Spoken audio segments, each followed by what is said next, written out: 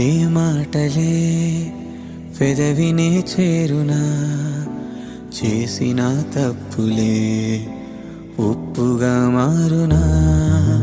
వర్షం నీటిలో కాగితం పడవలే, కాలం కడలిలో తీరమే చూపునా.